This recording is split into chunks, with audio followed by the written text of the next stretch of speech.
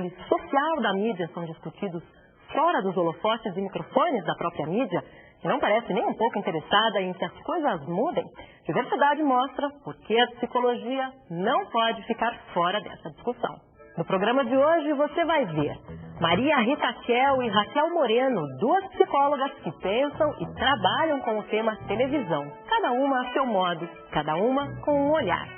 A opinião da psicóloga Ana Cristina Olmos sobre a classificação indicativa, as dicas de Odair Furtado e a entrevista da psicóloga Graça Martina Gonçalves com o militante das rádios comunitárias, Ricardo Campolim.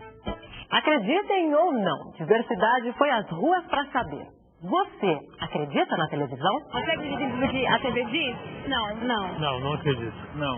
40%. Não. Também não. Eu acho que tem muito conflito de interesse ali. Sinceramente, Não. Não, nem tudo. não. Muitas coisas não dizem a verdade. As informações são manipuladas, né? De uma forma que atinge o público de acordo com aquilo que eles têm interesse em ser feito. Tudo maquiado. Porque há alguns interesses maiores do que a gente vê. A televisão, ela passa uma imagem de sonho muitas vezes para as pessoas. Constrói uma realidade que não existe. O que a televisão diz é uma notícia que não se concretiza, é só um boato, é só uma verificação. Uma notícia sensacionalista, né?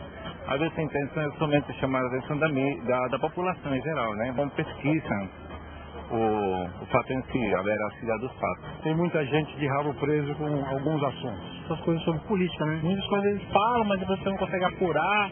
Ou falam e depois de um tempo não dizem mais o que aconteceu. O telespectador em geral acredita na televisão? Acredita, ciamente. A população acredita. A massa deve acreditar sim. A impressão que eu tenho é que uma boa parte sim. Não. Eu não acredito. Não acredito. Como histórico, né? Acho que você viu muitas TVs, tipo a Rede Globo na época da ditadura, que não mostrava os fatos. Informações sobre a guerra do Iraque. O que está acontecendo lá é uma coisa que chega a gente, pode não ser a mesma coisa, entendeu? Abafam muita coisa. Cada hora acontece uma coisa, né? Infelizmente, e a impunidade é que tira a credibilidade das coisas. É uma forma de você receber a informação fácil, por imagens, então acaba realmente influenciando. A gente tem que ter critério, né, para aceitar as coisas. Tem que ficar um pouco cético em relação a tudo que escuta. Quem comenta essas respostas é a psicóloga Fátima Nassif. Fátima é membro do Grupo de Pesquisa Mídia e Cultura no Século XXI e do Núcleo de Mídia e Psicologia do Conselho Regional de Psicologia de São Paulo.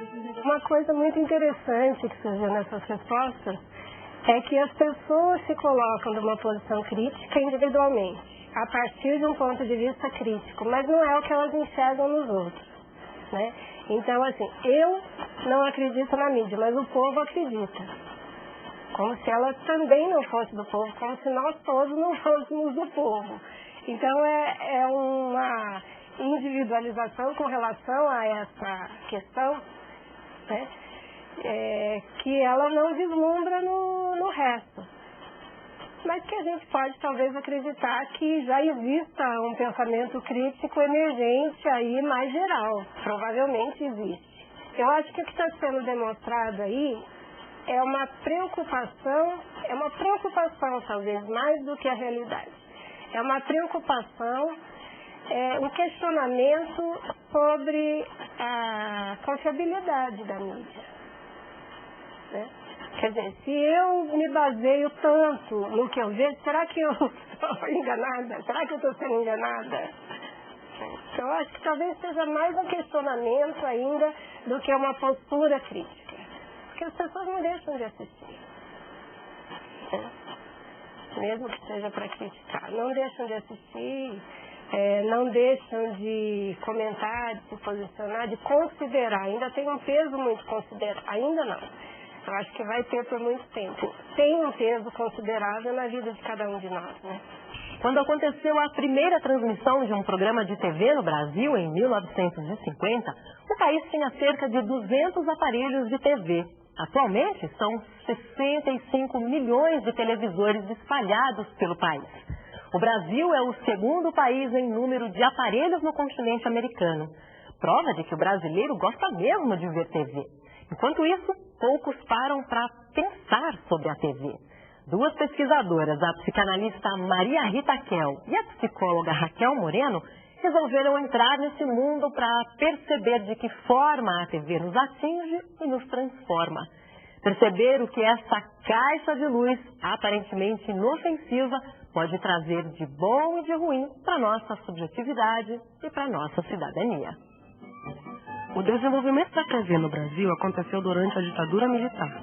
A TV simbolizou a entrada do país na chamada modernidade, mas uma modernidade que não se deu no plano político, e sim no âmbito do consumo. Essa mídia televisiva, ela contribui decisivamente para produzir esse sujeito do lado de lá, que é o sujeito, digamos, consumidor. Né?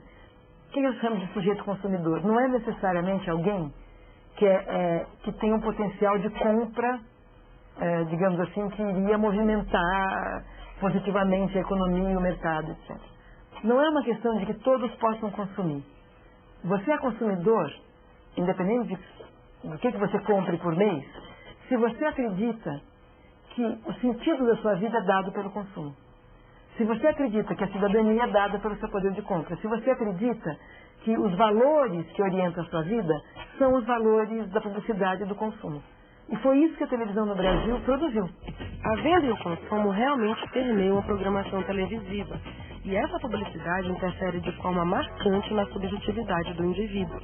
A imagem da mulher, por exemplo, é afetada diretamente pela forma como os programas e a propaganda expõem o universo e o corpo feminino. A brasileira é aquela que mais se submete a sacrifícios para chegar mais perto dessa imagem de beleza que ela introjeta em si, que ela interioriza. Mas como está absolutamente longe da nossa matriz de formação, né, é um modelo nunca alcançado. Então simplesmente gera consumo e infelicidade, consumo e infelicidade. E alguma coisa tem que ser feita nesse sentido, porque está começando a virar problemas de saúde pública, né?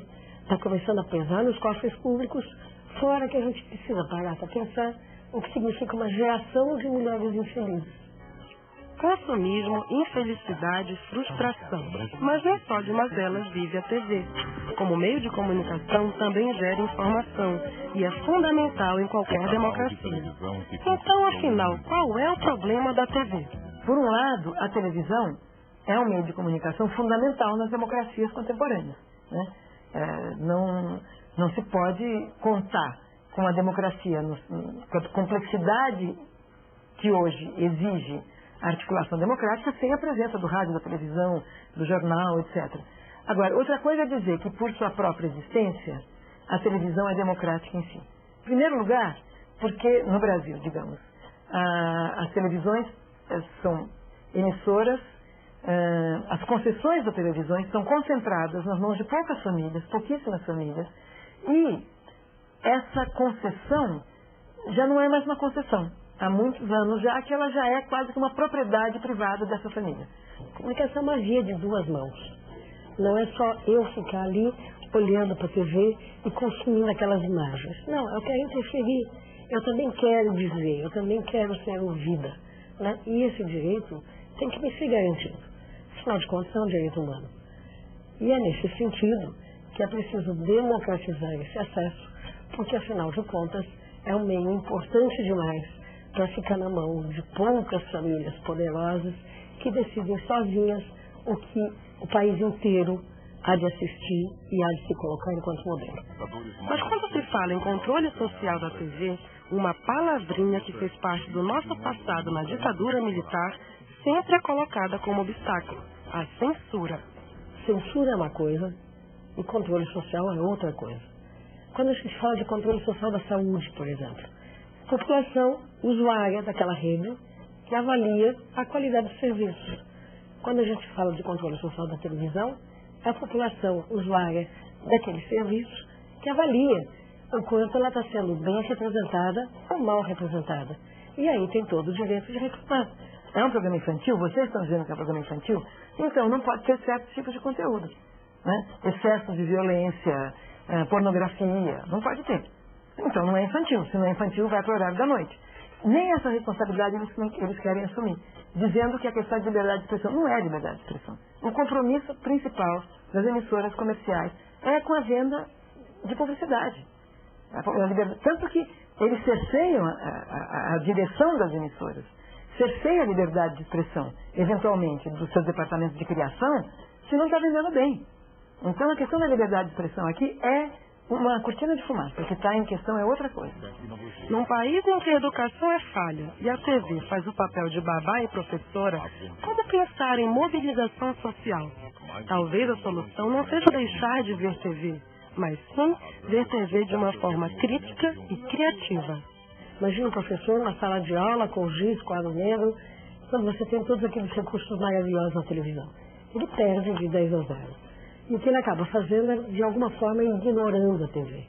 Quando, na verdade, o que a gente poderia e deveria estar fazendo é criando telespectadores críticos. Né? Aprender a ver TV criticamente. Isso sim seria uma coisa importante, porque também não dá para negar que as crianças acabam se alfabetizando mais na TV do que na escola.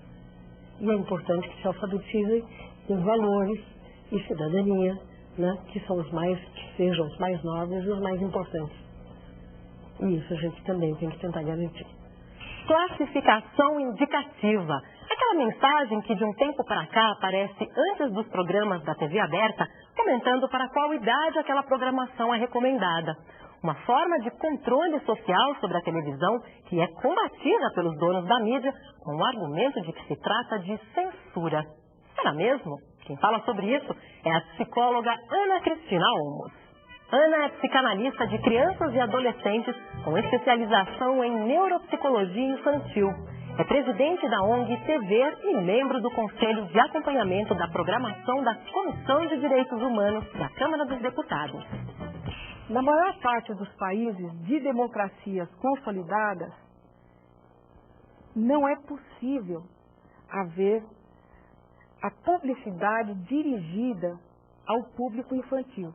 Existem parâmetros extremamente objetivos para cuidar de que isso não aconteça. Por exemplo, não pode fazer parte da publicidade um personagem de desenho animado, uma apresentadora, um apresentador de programa infantil, não pode fazer parte da publicidade uma criança, não pode ter dentro da publicidade uma música infantil, enfim.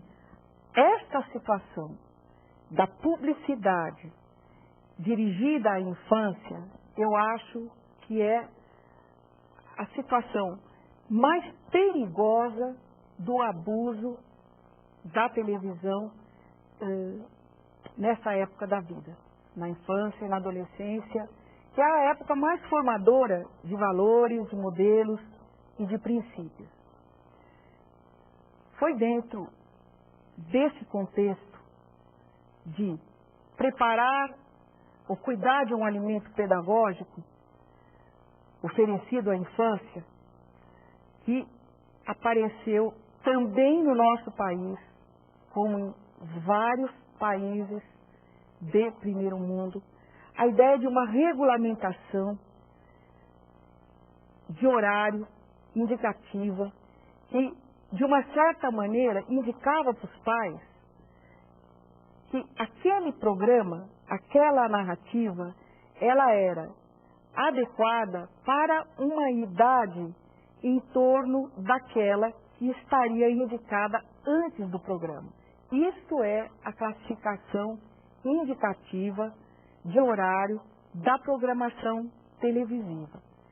Isso não tem absolutamente nada a ver com censura. Vocês querem ver por quê? Na época da ditadura, a censura prévia, ela impedia de ir para o ar um conteúdo e um programa. Aquele programa, aquele conteúdo não passava e ponto. Não havia para quem recorrer. Não havia um organismo que pudesse rever, reler aquele programa e mudar, alterar aquela decisão. Era um pode ou não pode, prévio e irrecorrível. Não havia uma possibilidade legal, jurídica, de alteração de resultado. E a classificação indicativa, ela é um processo em que um grupo pode recorrer e alterar de tal maneira que a sociedade, por meio de uma série de entidades da sociedade civil, participa, assim como participou das consultas públicas que aconteceram durante os quase 3 anos das reuniões, com 19 assentos, entidades de defesa da infância e adolescência, entidades relacionadas mais à cultura, à educação, à saúde. Eu digo saúde, por exemplo, porque, por exemplo, aparecer uma imagem de alguém fumando em alguns países, Estados Unidos, está proibido dentro de determinado horário. Não pode aparecer na narrativa, e isto é classificação indicativa de horário. Por isso que o merchandising, que é uma forma de propaganda disfarçada de narrativa, também é proibido nesses países que levam em consideração que o telespectador é um cidadão e não é só um consumidor. Daí que a base para classificação indicativa é considerar que a criança, ela não é uma mera consumidora. Aliás, ela não pode ser considerada uma consumidora como qualquer consumidor. Ela é alguém em formação, está construindo os seus valores, que ainda não compreende exatamente uma série de sentidos que são produzidos pela narrativa. Esse da publicidade, por exemplo, às vezes, dependendo da faixa de desenvolvimento cognitivo dessa criança, ela ainda não sabe que aquilo é uma venda comercial, que aquilo não é uma ideia, mas é uma propaganda, uma publicidade de um produto, não é uma opinião. E isso tem que ser diferenciado na hora em que há exatamente a idade aconselhada àqueles conteúdos. Porque se houvesse só a consideração que uma criança, ela é um adulto em miniatura, que em tese poderia decidir o que ela quer comprar, essa barbárie de apresentar produtos fora da narrativa e dentro da narrativa, colocariam essa criança cheia de estímulos para decisões que ela não tem condição de levar todos os dados em consideração para tomar. Por exemplo, esse exemplo da Inglaterra, em que a partir daquele número de libras é necessário estar escrito junto ao produto o preço do produto anunciado, para que o pai e a mãe não se sintam tão pressionados quando a criança chega querendo aquele produto e possam comparar com a criança quanto é do salário deles o valor correspondente àquele produto. Se não houver alguma regulamentação, no caso da publicidade, dirigida à infância, à adolescência, mas fazendo um paralelo, alguma regulamentação que cuide desse alimento pedagógico para que, falando até algo muito do senso comum, não se enfie goela abaixo de uma criança uma feijoada para quem só metaboliza ainda um leite de mamadeira, o estrago que pode ser feito, né, para todo o aparato, né, digestório dessa criança é bastante imprevisível. Porque se ela tem uma família estruturada, boas condições de ego, uma boa escola, bons valores, grande segurança interna, provavelmente é muito pouca a ameaça, ela está pouco vulnerável a esses conteúdos.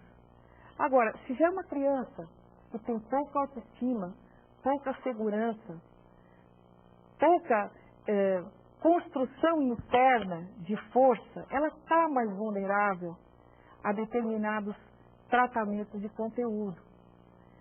Quando nós assistíamos no horário das 5, 6 horas da tarde, em vários canais, o mesmo tipo de telepolicialescos, daquele tipo Aqui e Agora, Cidade Alerta, Cidadão Urgente, em que a molecada assistia perseguições policiais, prisões em flagrante de suspeitos, invasões de casas, sempre de pobres, negros, né, pessoas que não sabiam sequer seus direitos de não serem invadidas e mostradas publicamente por uma emissora de televisão. Tudo isso eram estímulos que faziam, de uma certa maneira, uma banalização da violência para essa criança. Se ela fazia parte desses personagens pobres e negros, enfim, da camada excluída da população, é quase como se ela se sentisse mais compelida a aceitar uma situação que por si é barbárie, não é civilização. Se ela era do outro lado, né, não da excluída, era como se tivesse mais fácil para ela a autorização para ela, de uma certa maneira, se sentir tranquila que o mundo é dividido entre quem tem e quem não tem, quem consome e quem não consome, quem pode e quem não pode, como se isto fosse, de uma certa maneira, algo normal. Um outro exemplo de uma dessas situações evidentes de necessidade de classificação indicativa, além dos telejornais policialescos, foi a situação de Gugu Liberato, no 7 de setembro, que apresentou, no domingo, 5 horas da tarde, uma entrevista falsa com membros de facção criminosa, em que, durante a entrevista, havia uma ameaça no ar que ele mostrava, com alguém rodando o revólver encapuçado, e que volta a mesma questão da criança estar identificada ou com o ameaçado ou com aquele que ameaça. A criança identificada com o ameaçado, ela provavelmente reforçou o medo perante a impotência dela de ser mais forte, se fazer mais forte diante de uma exclusão social que ela vive no seu dia a dia. Se ela estava mais identificada com o personagem apresentado do bandido que ameaçava, era como se aquilo reforçasse nela a ideia de que pode mais quem tem uma arma, pode mais quem tem o poder para fazer uma violência e que o poder é dado pela arma de fogo. Nas duas possibilidades, às 5 horas da tarde, as mensagens dessa narrativa, elas não são adequadas para uma criança. Elas são fora do parâmetro de função cognitiva adequada para o desenvolvimento de uma criança. Essa é a ideia da construção de parâmetros de uma classificação indicativa de horário. Tanto ela não é censura, que ela é indicativa. Ela só indica um horário adequado. As emissoras passam no horário que elas quiserem. Elas podem seguir ou não esse parâmetro. E só depois de passarem, se houver um descontentamento que leve a alguma ação legal, pública, é que isso pode dar origem a algum tipo de punição. No caso do Gugu Liberato, houve uma ação civil pública. No caso do João Kleber, que tinha um programa chamado Teste da Fidelidade, em que ele discriminava uma série de minorias, também houve uma ação civil pública. E nessa ação, olha que coisa mais linda, como ganharam a ação essas minorias, elas ganharam o direito de fazerem, produzirem, criarem um programa que se chamou Direito de Resposta, que teve uma audiência maior do que do próprio João Kleber. E esse programa foi passado exatamente nesse mesmo horário. Falta mais uma coisa para falar sobre a classificação indicativa, que eu acho que é algo que é realmente impossível de ser contestado. O Brasil tem vários fusos horários. As crianças do Acre, elas têm uma diferença, dependendo do horário, se é de verão ou se é horário normal, de algumas horas, mais ou menos, com as crianças do Sudeste. Se em linha direta ou um programa de Munducão passa num horário de 10 horas da noite, 11 horas da noite, no Sudeste, e passa 5, 6, 7 horas da noite no Acre, isso caracteriza claramente uma escolha e uma prioridade pelas crianças do Sudeste em detrimento das crianças do Acre. E nesse sentido fica muito claro que a classificação indicativa, ela é na verdade uma opção pela criança do Acre, pela criança do Sudeste, pela criança de qualquer localização do Brasil, mas pela criança que, com a idade que ela tiver, ela tem parâmetros pertinentes a essa idade, de acordo com essa idade ela pode compreender, absorver e criticar.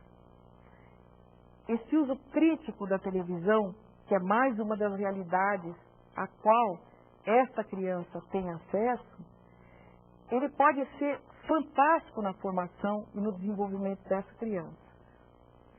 Eu estive, há 2 anos atrás, num seminário internacional na Espanha, que era o 2º seminário internacional somente sobre telejornalismo diário dirigido a crianças e adolescentes, onde as notícias de 2 a 3 minutos eram oferecidas a um público infantil ou um público de adolescentes sobre o que estava acontecendo naquele dia no país, com um tratamento de contexto, de hipóteses, de causas, de posicionamento das crianças entrevistadas em relação às consequências do fato relacionado à vida das crianças ou à vida do país sob o ponto de vista das crianças em relação à notícia dada.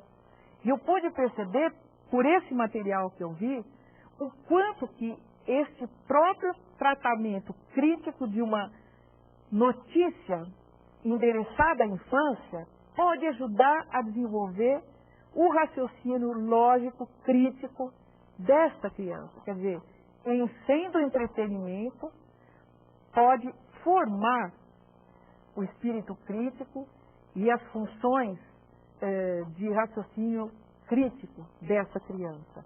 E é assim que eu vejo a televisão. É como um veículo fantástico de entretenimento, de lazer, que pode estimular funções cognitivas, estimular a emoção, ajudar a construir uma forma de pertencimento real, não mentiroso, capcioso, do tipo, compre tal produto e aí você vai pertencer à turma que usa tal marca, tal grife, não é? Que come tal guloseima, que fuma tal cigarro, que bebe tal bebida, que toma tal cerveja. Não. Eu acho que, conhecendo a diversidade a qual a televisão nos possibilita conhecer, são dadas as condições para as crianças crescerem conhecendo o diferente, aceitando, tolerando as diferenças e compartilhando seus medos, suas dificuldades, suas alegrias, realmente dentro de uma sensação de pertencimento real, de verdade, e não manipulado com o fim de simplesmente induzir essas crianças a consumir mais. É isso. Algumas dicas sobre o que procurar para entender melhor a mídia está no site, que é o site do FNDC, o Fórum Nacional pela Democratização das Comunicações. Muito importante esse movimento. Há uma revista eletrônica, que é uma revista que vale a pena conferir. Ela se chama Mídia com Democracia. O FNDC, entre outros, teve lá a participação muito importante de um jornalista chamado Daniel Hertz, que faleceu recentemente e que merece uma homenagem. O Daniel escreveu um livro, A História Secreta da Rede Globo. Pela importância que essa rede tem no nosso cotidiano, é um livro que vale a pena também dar uma conferida. Antes disso, leia um outro livro feito pela própria Globo, que é a história do Jornal Nacional. É um livro bastante ilustrado, muito bem realizado, e seria bom ver como se define o Jornal Nacional nesse período, para depois ver a crítica feita pelo Daniel Hertz. Ainda sobre mídia em geral, veja um filme chamado Uma Onda no Ar, do Elvésio Raton, também um diretor assim, bastante importante, um diretor brasileiro, que fala de uma experiência de rádio popular, de rádio comunitária em Belo Horizonte, que vocês vão gostar. E para ler, de um ponto de vista mais analítico, veja as obras do professor Ciro Marcondes Filho, que é um professor da Escola de Comunicação e Artes da Universidade de São Paulo, e ele escreve 2 livros recentemente, A Produção Social da Loucura, onde ele analisa a comunicação contemporânea, segundo um crítico, de um jeito psicanalítico. Vale a pena conferir. E o outro é Até que ponto de fato nos comunicamos. E há um livro um pouco mais antigo, mas não deixa de ser atual, um livro difícil, mas muito importante, que é A Linguagem da Sedução, onde o professor Ciro Marcondes Filho apresenta alguns autores alemães discutindo a relação da linguagem da mídia, a linguagem da comunicação e as formas de produção da mercadoria. Está aí uma boa forma de se aprofundar na discussão sobre a linguagem. Por hoje é só. Rádios comunitárias, mais um tema tratado com preconceito pela mídia, que coloca as rádios feitas por comunidades que querem se sentir representadas em um dial que não é feito para elas, no mesmo balaio das rádios piratas. Uma luta desigual e que é travada longe da grande imprensa, mas que é fundamental se buscamos a chamada democratização dos meios de comunicação. Para falar sobre esse assunto, a psicóloga Graça Martina Gonçalves recebe Ricardo Campolim. Ricardo é coordenador da região sudeste da Abraço, Associação Brasileira de Radiodifusão Comunitária. É um militante que acredita na descentralização dos meios de comunicação e que fez dessa a sua bandeira. Ricardo, eu queria que você falasse, para a gente começar a nossa conversa, de uma coisa que em geral as pessoas sabem pouco, a gente sabe pouco. As rádios comunitárias. É verdade que elas interferem em tudo quanto é rádio comunicação, atrapalha a polícia, atrapalha as ambulâncias. Como é que é isso? O que é uma rádio comunitária? Como rádio é rádio e a rádio faz concorrência e às vezes temos grandes estações, grandes redes de rádios, o caso da ABERT, da ESP em São Paulo, que são emissoras que estão perdendo audiência para as rádios comunitárias. Então, isso faz parte de um jogo, de uma luta, de uma disputa. O ruim é que nós não temos direito de resposta. Por quê? Porque nunca nos dão espaço nas mídias para responder a esse tipo de coisa, né? Tentam nos nos contrapor com a opinião pública, dizendo que nós interferimos, que nós derrubamos aviões e tal. E isso não é verdade, não é história, nada, nenhum registro histórico sobre isso. Quer dizer, uma rádio comunitária é uma rádio, uma emissora de rádio como outra. Qual é a diferença em relação às grandes emissoras? Ela é pequena, ela tem muito pouca potência comparada às grandes emissoras. As grandes emissoras, para você ter ideia, trabalham com 100 mil watts, 100 mil. Uma rádio comunitária trabalha com 25, 50, 100 watts, por aí. É uma diferença muito grande. Claro. Se uma interferência é possível, e é possível desde que um transmissor esteja desalinhado. Mas uma interferência sofrida por um transmissor desalinhado com 100 watts, 25, 50, é muito diferente da interferência de um transmissor de uma grande emissora, que é o que tem 100 mil watts, que pode causar um estrago bem maior. E todos os transmissores são fabricados pelas mesmas empresas fabricadoras de transmissores, tanto os de pequena potência como os de grande potência. Então todos têm qualidade hoje, não são mais transmissores fabricados em fundo de quintal, como há 15 anos atrás. São transmissores de qualidade, homologados, e então eles não têm esse problema de interferir, né, de causar interferência. É um risco pequeno quando há um desalinhamento, que é todo equipamento pode ter um probleminha. Né? E como é que se organiza uma rádio comunitária? Quem é que é responsável por ela? Como é que ela funciona? Conta um pouco pra gente. Uma rádio comunitária é uma rádio voltada para os interesses locais. Então, é uma rádio sem finalidade lucrativa. Esse é o ponto número 1. É uma rádio que não é gerida por uma pessoa, um indivíduo ou uma família. Ela deve ser gerida publicamente, quer dizer, pela comunidade. Nós indicamos sempre que deva haver um conselho gestor, um conselho de programação composto de representantes da sociedade organizada, da sociedade civil. Então você tem entidades de bairros, igrejas, sindicatos e outras entidades, ONGs, que podem participar através de um conselho na programação e na gestão da rádio. Que atende aquele grupo, aquela região. Que atende aquela região, aquela comunidade, aquele bairro, aquela pequena cidade e assim por diante. Ela deve ter finalidades sociais, ela deve ser pluripartidária, ela não deve praticar proselitismo de qualquer ordem, seja religioso ou político-partidário. Tudo isso é proibido, é condenado. O nosso código de ética da Abraço, da Associação Brasileira de Radiodifusão Comunitária, a qual eu pertenço, é bem claro nesses aspectos todos que nós estamos conversando aqui. Né? Quer dizer, uma rádio comunitária, ela atende, né? Quando eu falei atende, é porque realmente ela está produzida, organizada por um grupo, né? Por uma comunidade. E, além disso, ela tem essa perspectiva da prestação de serviço de uma forma ampla, né? Eu acho que, pelo que você falou, a própria gestão dela é coerente com esse tipo de concepção, é isso? Perfeito.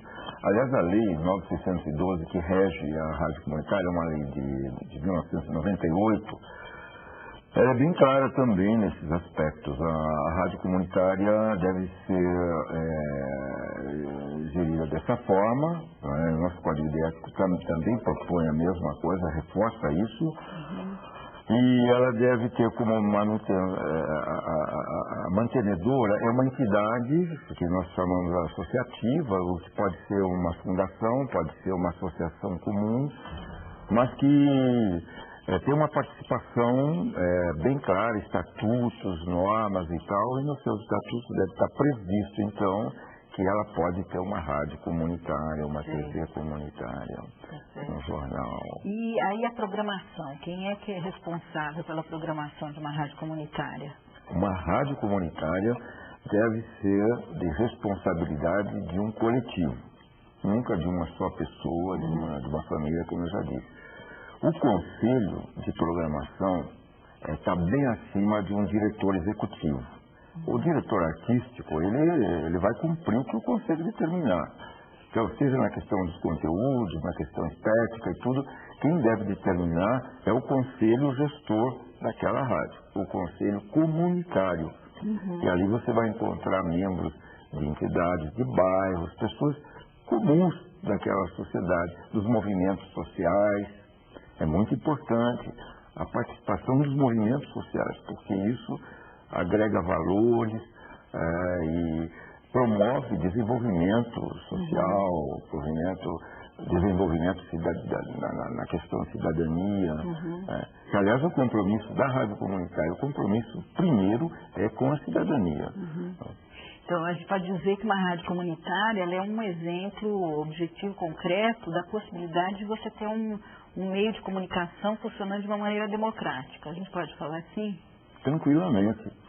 Porque se você pega uma cidade, por exemplo, Vargem Grande Paulista, a 50 quilômetros praticamente da Praça da Sé, mas aquela comunidade tem necessidade de ter o seu veículo, a sua mídia, o seu veículo. Por quê? Porque ao sintonizar as rádios da capital, ela vai ouvir coisas sobre o trânsito da capital, sobre coisas da capital que não interessa para ela, em geral. Então ela precisa ouvir a sua voz, precisa ouvir falar, tratar dos seus problemas, precisa comunicar seus avisos, as suas festas, os seus problemas, os seus maltratos. As comunidades são muito maltratadas em geral. Os poderes públicos hoje não têm muita preocupação. E a rádio comunitária ela serve de defesa também, de instrumento político da comunidade. Você tem ali um canal de expressão que está realmente, não só a gestão dele, é do grupo, o que se fala, o que se produz enquanto programação atende às necessidades daquele grupo. Eu acho que é uma demonstração da possibilidade de usar um recurso a serviço aí, como você falou, da população, da cidadania, do grupo, do coletivo. E conta uma experiência, assim, você tem algum exemplo de como é que isso entra realmente na vida das pessoas, uma rádio comunitária? Nós temos vários exemplos. Olha, em 10 anos, por exemplo, que nós administramos essa rádio em Vargem Grande Paulista, estou ligado ao grupo gestor da rádio, nós temos aí jovens, pessoas simples da comunidade, pessoas do campo ali, uma região que tem uma predominância de chácaras, de sítios. Então temos caseiros fazendo programa. Pessoal, por exemplo, temos um bairro chamado Capela de São Pedro, onde tem uma pessoa que se chama Zé Vitor, e o Zé Vitor faz o programa Chapéu de Palha nos domingos. É o melhor programa da rádio, com certeza, porque ele fala uma linguagem muito pura, uma linguagem deles, daquele bairro, são descendentes de quilombolas, e ali eles têm toda uma cultura, e um jeito de ser, um jeito de se expressar, o jeito caipira, a verdadeira raiz do nosso povo, Então, aquele programa é um dos melhores programas que rola no domingo, das 10 a meio-dia, das 9, aliás, a meio-dia. E tem uma audiência muito grande. E depois temos uma série de programas. E falando de experiências, que você me perguntou exatamente, nós temos um rapaz que iniciou na rádio com 14 anos. E ele, então, era um molecão, e queria ser protético. O sonho dele, falava para a mãe e para o pai, quero ser protético. Mas depois de fazer o programa de rock na rádio, contando a história da música, a história do rock e tal, ele se apaixonou de uma tal forma pela rádio que ele mudou a vocação dele para... Hoje ele é aluno da Casper Libero, de jornalismo, de rádio. Ele foi convidado a fazer parte da Rádio Gazeta e de início já ele foi muito bem sucedido fazendo programa e produzindo programa para a Rádio Gazeta, ganhou bolsa de estudo, depois foi convidado para a Rádio 9 de Julho e tudo isso começou na Rádio 8 de Dezembro, pequenininha, em Vargem Grande Paulista. Você aponta com esses seus exemplos duas características, que acho que são importantes. Uma é uma cultura ali local, de uma região que não apareceria em outro lugar, a gente não vê normalmente numa grande emissora, você tem uma certa homogeneização, pasteurização nas grandes emissoras, e uma rádio comunitária está trazendo isso. E outra é essa oportunidade de qualquer pessoa participar e poder se desenvolver naquela atividade. Um outro exemplo muito comum é o exemplo que um projeto que nós desenvolvemos chamado Rádio Escola. Isso foi no final dos anos 90, começo dos anos 2000. E esse projeto levou os integrantes da rádio até as escolas municipais de ensino fundamental. E nós trabalhamos basicamente, então, naquela época, com crianças. E o desenvolvimento dessas crianças foi impressionante. Elas se destacaram, passaram a se destacar como bons alunos, né, a partir do momento que elas produziam um programa para a sua rádio, da escola, a rádio de alto-falante. Mas as melhores produções eram levadas para a rádio comunitária, que toda a cidade ouvia. Depois a prefeita Marta se apropriou desse projeto e desenvolveu em São Paulo o chamado o projeto Educom.rádio. Esse projeto foi desenvolvido na gestão da Marta Suplicy em São Paulo e se baseou basicamente na nossa experiência de Vargem Grande Paulista. Interessante. E eu sei que a sua experiência vai para além dessa rádio especificamente, porque vocês têm aí uma articulação, as rádios comunitárias na Abraço, nacional. Né? Porque tem uma perspectiva realmente da possibilidade desse recurso, desse meio, né? Está acessível e está aí dentro de uma outra luta, né? Que é a democratização da comunicação. Como é que é a inserção de vocês nessa seara aí? Contexto. Pois é, nós temos uma organização nacional, temos estados desde o Rio Grande do Sul até o Pará organizados na Abraço, com rádios mais ou menos comunitárias. Nós sempre fazemos o apelo para aquela questão ética. Muitos processos pela lei foram depositados em Brasília, foram enviados de todos os estados. São hoje em torno de 15 mil processos no Ministério das Comunicações. A maioria... Processos para pedir a abertura, para pedir a legalização das rádios comunitárias.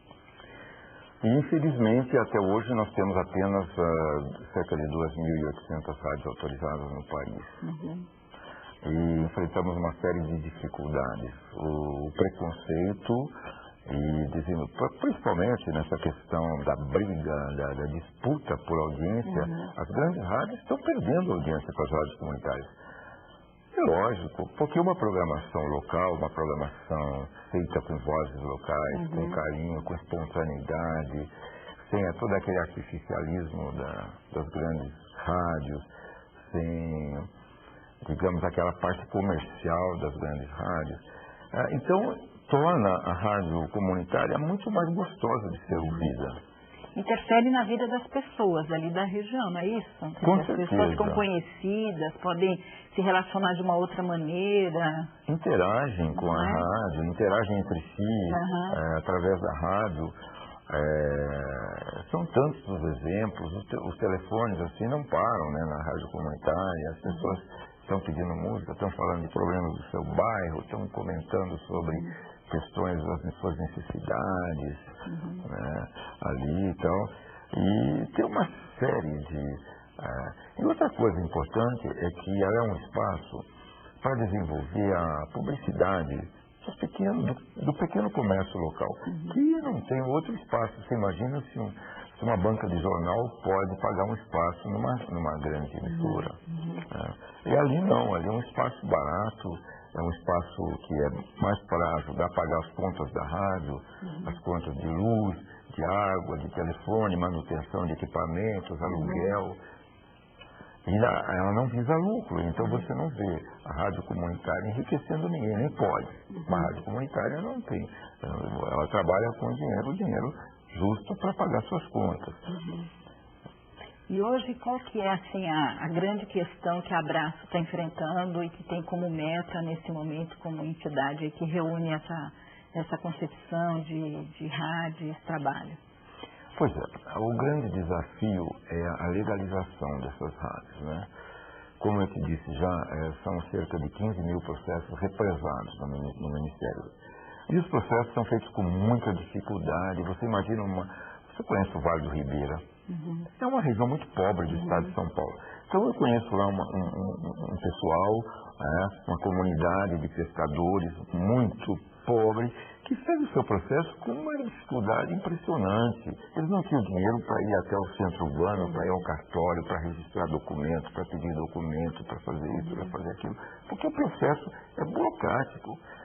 E depois de ir para Brasília, aquilo com muita dificuldade, com muito custo para eles, o Ministério responde que está faltando, uma linha está errada, o estatuto, ou a ata, ou alguma coisa, ou o cartório registrou errado, ou qualquer coisa, volta tudo. Aí eles refazem, vai para Brasília, aí eles encontram outro ponto e volta. E assim vai, e nesse vai e vem, muitos acabam desistindo de legalizar sua rádio. Ficam com uma rádio, então, sujeita a ser fiscalizada pela Anatel, pela Polícia Federal, e nessa ocasião que eles chegam, eles pedem: vocês têm autorização? Não temos. Mas nós já pedimos ao Ministério há anos a autorização, o Ministério não nos dá.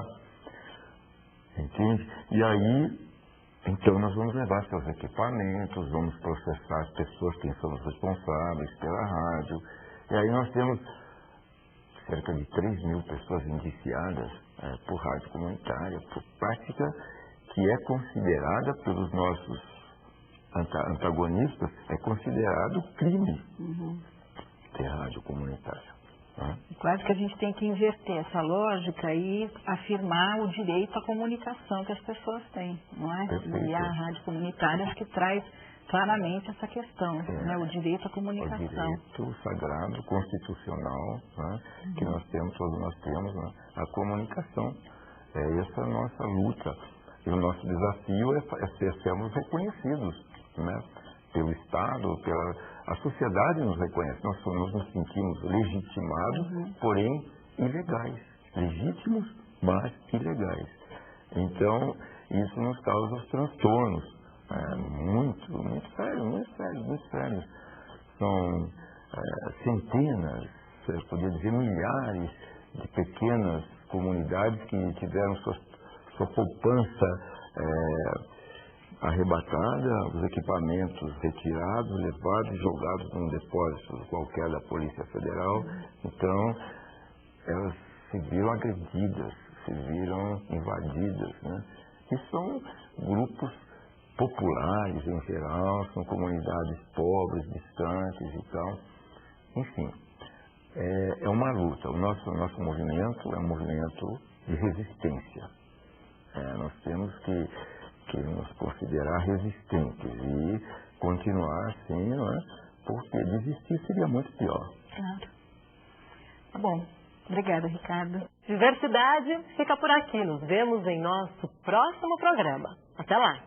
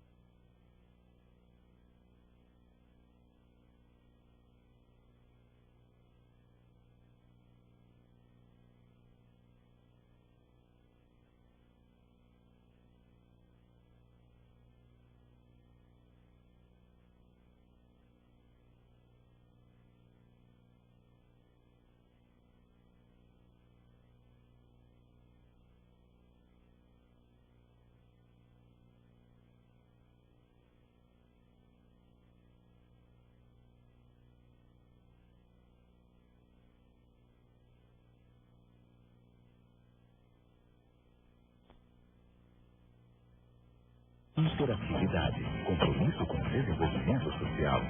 STV, Rede Certo Senac de Televisão, o canal da educação e da cidadania. It's the only planet known to sustain life. The only one whose atmosphere has been regulated by nature to create a perfect balance.